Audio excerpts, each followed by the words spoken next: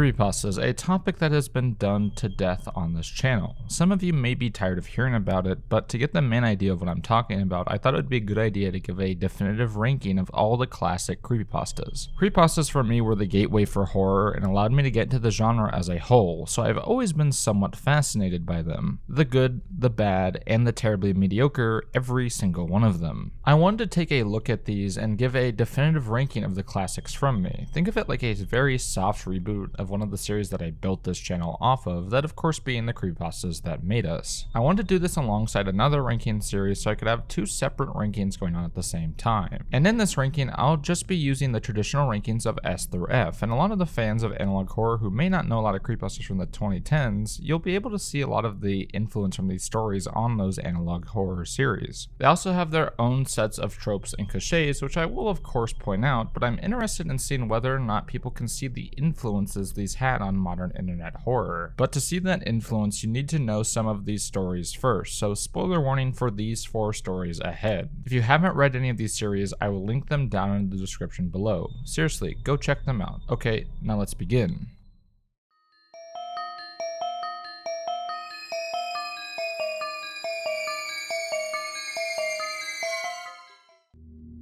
You know how I was just talking about how creepypastas have a ton of cliches within them? Well, the Amazing World of Gumball the Grieving seems to hit every single one of these cliches. But first, what is the story? Well, the story follows our protagonist who, while watching Adult Swim late at night, gets shown a special premiere of a Gumball episode. It's of course called The Grieving, where we see Gumball crying in his room with no one in sight. It then cuts to Richard, Gumball's enormous rabid father, who looks sad and looks to be in a funeral suit. And before getting any further into the story, I need to butt in and talk about just how annoying these types of creepypastas were. There seemed to be almost a copy and paste format for a lot of these lost episode creepypastas, but I think this one really exemplifies the formula the most. That being a normally goofy and fun show that is a super somber and out of character episode. It's not really frightening, and as an adult I just find it kind of goofy. I know it's supposed to make you wonder, oh, why do they look so sad? But really it does nothing for me. They also do these terribly overdramatic writing styles that make the characters just seem nonsensical rather than giving them anything intriguing. But let's continue. Richard and Nicole then begin to cry as it then cuts to them both in Principal Brown's office. He then tells the two parents that Darwin and Anais went missing but were quickly found. However, he then goes into graphic and nearly nauseating detail describing how their bodies were found. This is of course extremely uncharacteristic of a Gumball episode, and it's even more shocking when it shows Anais's head being found in a box and Darwin with his eyes gouged out. This makes our protagonist feel ill as it's described as hyper-realistic in style, as he turns it off, looking it up online and finding absolutely no evidence of it ever existing. He then calls his older brother Larry and gets him to check the channel. However, the show isn't playing on his end, so our main character turns it back on where he sees Gumball then commit suicide. It then cuts to tons of gore before finally ending with what looks like a young boy being shot in the back of the head. What the fuck? He then finds out that the kid that was shot at the very end was his younger brother, who was found with his father and mother all dead in the similar manner as what was shown in the show. He then emails a representative of Turner Broadcasting, which leads to him getting an email from the show's creator, explaining that it was never actually supposed to be released and that he is very sorry for our poster for having seen it. And that is The Amazing World of Gumball the Grieving. And wow, what an absolutely terrible story. This story is just a complete mess through and through with next to no value or substance whatsoever. It's quite literally all shock, with no real scares within the story and just over-the-top realistic gore. And any attempt at horror is just completely overwhelmed by the over-the-top and frankly ridiculous gore and absurdly edgy writing style that screams high school literature class rather than actual horror story. Many portions of this read like an essay that they had a word count requirement for, so they used every single descriptor possible. And don't even get me started on the usage of suicide as a shock trope within the story. Then there's the cliches that you've heard in in every single creepypasta, that being the hyper-realistic gore, the footage containing intercut murders, and suicides. This story has them all. It's even funnier, as you can tell, that they know about these cliches and they deliberately try to work their way around it with extremely realistic description rather than hyper-realistic. So they knew the cliches, but changed them in a way that someone who plagiarized would by just changing a couple of words. Not to claim that this is plagiarized, it's not, but similar mindsets are at play here. Also, why the hell was the family's murder shown at the end? How could they have possibly added that into the episode? Is this supposed to be some sort of supernatural serial killer who can show that kind of stuff? It makes absolutely no sense, and the idea itself is so out of left field that it's comical and the characters don't even acknowledge it themselves. Like, genuinely, like, our character does not give a fuck about their family dying and they just move on. Like, what? What happened? But besides that, is this the worst creepypasta I've ever read? No, I've read way worse than this. However, this is the only creepypasta that I know of where the creators of the original series literally made fun of this creepypasta themselves. As you know, your story has to be particularly bad when the creators of the original story call out your story as being goofy in the original show. That must genuinely hurt to think about, and I would probably lose it if I found out that a show did that, but who knows?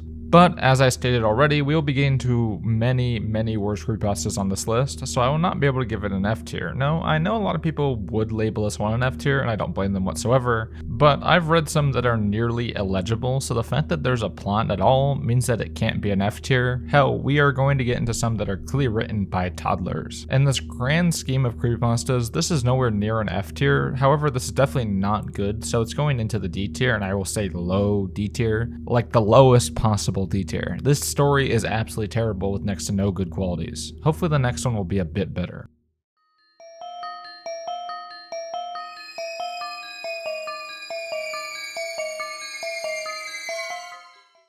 Before getting into this one, if you guys would be so kind, if you like this video, consider liking and subscribing. I upload once every other week and cover nearly any type of horror content, but I think you guys get the gist of this, so let's continue. Okay, so you guys know the majority of my thoughts on this one already, as I already literally did a whole video on this one, as it's just that good. But for those who haven't heard the story already, 1999 follows a guy who grows up in a small town in Ontario called Caledon, where while looking for things to watch on TV, he runs into a channel called Caledon Local 21. On the channel, there's a variety of kids shows with shows like Mr. Bear's Cellar, Booby, and others, which both take a much more sinister tone as time goes along. It all culminates in two extremely violent episodes he encounters, with one being Mr. Bear grabbing and screaming at a child who tries to escape the cellar, and the other being Booby using the scissors to violently attack one of the other smaller hands. Our protagonist then begins to write to Mr. Bear, who responds and invites him to the cellar. After getting his dad to drive him to the cellar, they are greeted by police who get them to turn around and go home, which leaves our main character wondering what could have possibly happened there to warrant such a huge response. Well, upon reaching adulthood, he asks the local police department what could have possibly happened that day, but what he finds out is much, much worse than he could have possibly imagined. That reveals, of course, that Mr. Bear, or at least the guy who dressed up as him, was actually a serial killer and worshipper of Satan. And he was actually using the kids' TV show to lure in unsuspecting children to sacrifice them to the devil by burning them alive in a hole in the woods. The police then show him more disturbing tapes that had been released of even more violent episodes of Caledon Local 21, as our protagonist tries to figure out the mystery of who Mr. Bear is and where he could have possibly gone after 15 years since the incident. Upon investigating further though, the final twist of the story comes through as he starts receiving messages from Mr. Bear once again, asking him if he's ready to join them within the cellar, showing that he is in fact still alive. And that is essentially the main plot of 1999, and I should preface, if you listen to that and haven't read the story yet, the story is very, very long. Like, no exaggeration, this is by far one of the longest classic creepypastas out there, and I don't necessarily know if it's truly needed. I will give this story major props though, that very first half, where it's just the children's shows that we don't know much about, is extremely frightening and builds an atmosphere that most creepypastas can only dream of. And the ideas on display here, while shocking, aren't pinned or framed in a way that feels exploitive. Rather, they deal with the disturbing subject in a mature and grounded manner. This makes the character of Mr. Bear up there for me and one of the most frightening creepypasta characters out there, as he exemplifies one of the greatest fears in our society, that of course being the stranger danger fear. However, I still question multiple multiple times the decision-making process of some of these characters. For example, why does the dad just drag his son to this house with this guy whom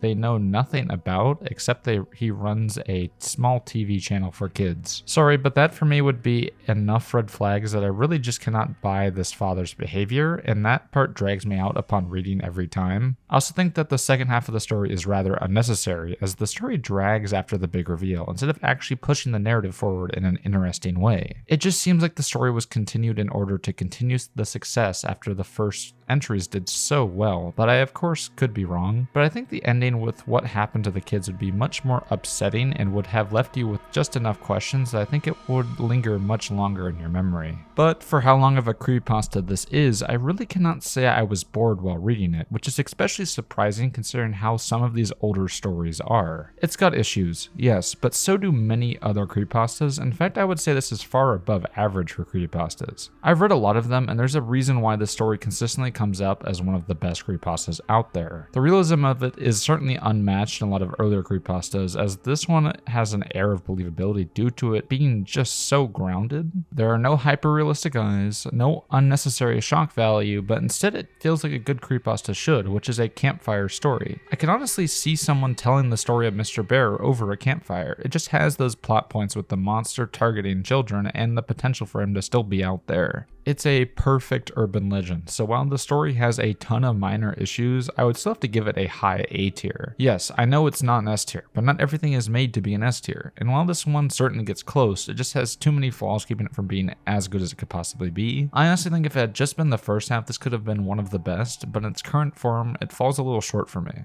But it's certainly really, really close. Like, it's almost there, but I feel like it just drags on a little bit too long to keep it from getting into that S tier. Like, I would consider the first half more S tier quality, but the second half of it I would have to give like a B tier. So it has S tier portions of it, but as a whole it's only about an A tier. Now let's see if the next one is any better or if it's much worse, just like the Grieving.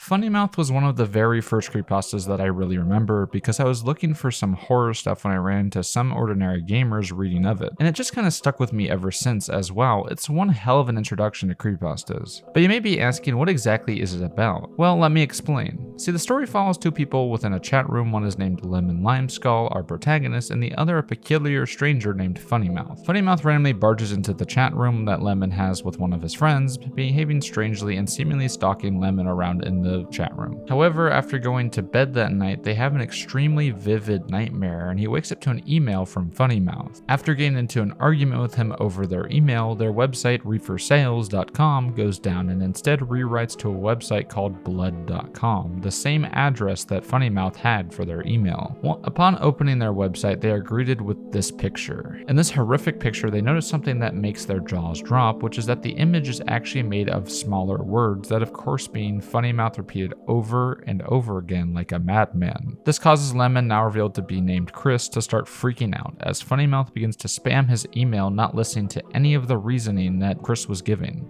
However, to de-stress, Chris then goes to bed where he has another nightmare, this time about fingers crawling all over him and then slowly reaching for his jaw. As they do, they begin to pull down, causing loud pops as his jaw completely dislocates. He then gets up, goes to the bathroom mirror, and explores his appearance. His jaw was completely broken, his tongue lolled out, and his teeth were rotting in their gums. Looks exactly like the image on the website and begins to laugh. Going hysterical, he repeats over and over again about how he now has a funny mouth, a really funny mouth. The story then ends with him coming back to the chat room, but now he is displaying nearly the exact same strange behavior as the funny mouth before him, completing the cycle. And wow, another perfect urban legend. It really cannot be understood just how good this story is by creepypasta standards, as it does something that nearly all the other ones fail at. It never over-explains its monster, instead leaving you with the haunting fate that comes with encountering it. Honestly, this is what makes a really good urban legend, and it doesn't really try to overdo it, instead just using the cautionary tale to avoid Funnymouth and the fate that will be dropped upon you if you encounter it.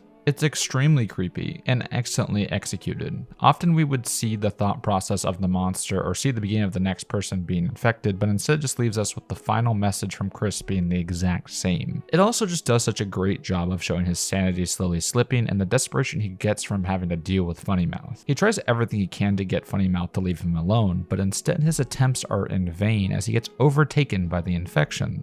There's just something so creepy about the strange curse here, as it doesn't really show itself as truly being supernatural until the very end. Instead, it just seems like a weird forum user till the final twist comes through. This makes the story even more frightening, as we have had a similar experience to what Chris goes through here, where this strange person will join a chat forum or VC and makes everyone else uncomfortable. So seeing that escalate into the final sequence is just so fascinating to read. And I really love how our characters react to this creature, because they don't really do anything super over the top or freak out like crazy. They just get weirded out. Like, the decisions that they make for a creepypasta are very believable, which is not very common within this medium. And the curse's idea is just so simple that it really sticks with you compared to a lot of the other ones. It's not overly complex. It doesn't try to over-explain itself. Instead, it just shows you what's going on. And that's a sign of a really good urban legend style story. But once again, do I think it's one of the best? No, it still has some issues, mainly due to the pacing of the story. I also want more here, which is a little strange for me to say considering how the last one was the complete opposite, but I also want some more progression in the insanity grind rather than just flipping from the natural to the completely supernatural. I want to see more in between, as I feel like the jump is a bit jarring at the end and that it should take a little bit more time, but as a campfire type story, it works perfectly, so these are relatively small gripes. It succeeds at building a creepy atmosphere, and that should be applauded,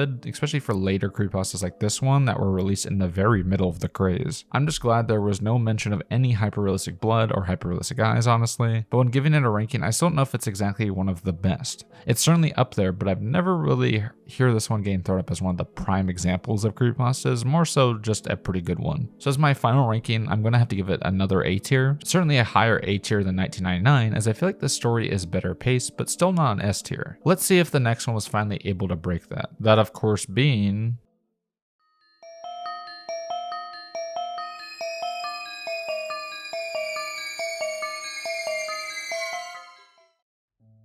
I know, finally one that I haven't actually talked about on this channel yet. That's crazy. Misfortune.GB tells the story of a Game Boy game called, well, Misfortune, which is a puzzle game that was infamously difficult. It's nearly impossible to find, as barely any physical copies exist and have to be stumbled upon by accident, as they are hidden within other games in their entirety. It was done in an art style eerily like an early Pokemon game and was notorious for being nearly impossible to complete. The game had a strange soundtrack made up of buzzing noises and erratic nauseating frequencies. However, only the track when meeting the demonic entity can be found online. In the game, you would run into a demon-like character which would threaten you with bringing misfortune onto your entire family before beginning the puzzle. And if you ended up failing, a game over screen with the demon smiling would appear with a text box reading, "I am God here." But where things with the game get strange are with the alleged side effects that came along with the game. Players would begin to experience depression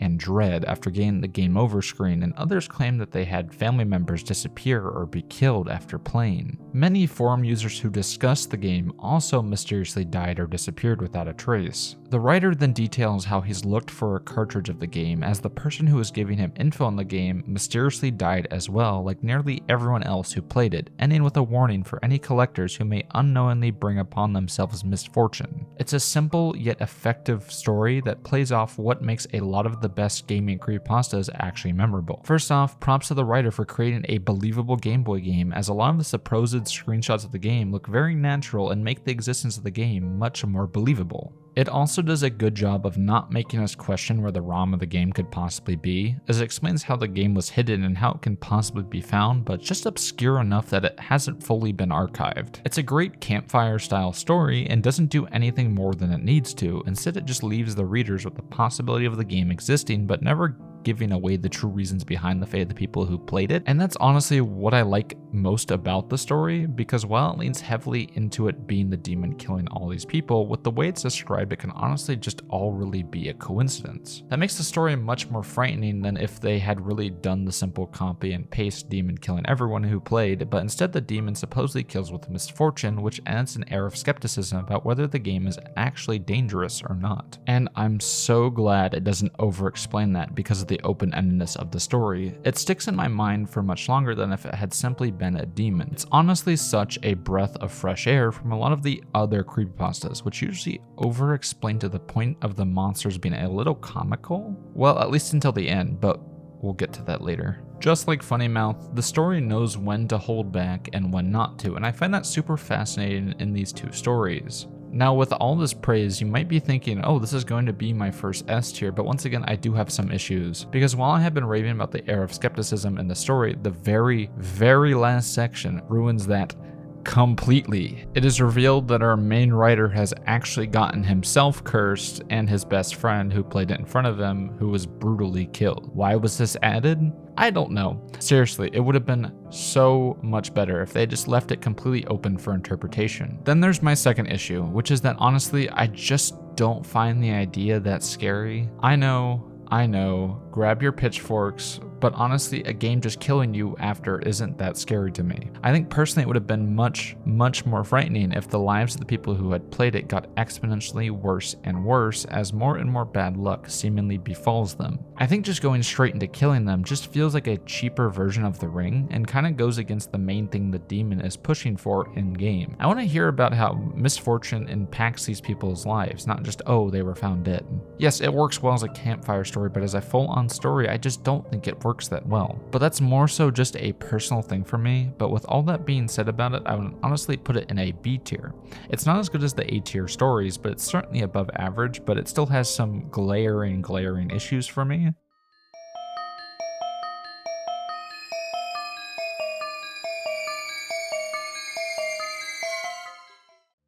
And that is all for the ranking this week. Do you agree with my rankings or do you disagree? Would you like to see more of this series as well as more of my analog horror ranking series? I was thinking about reviving that one as well to go in between alongside the other two, but really it would be up to you guys. If you want that back, let me know down below. And with all that being said, make sure if you like this video to like and subscribe to the channel, and I'll see you all soon.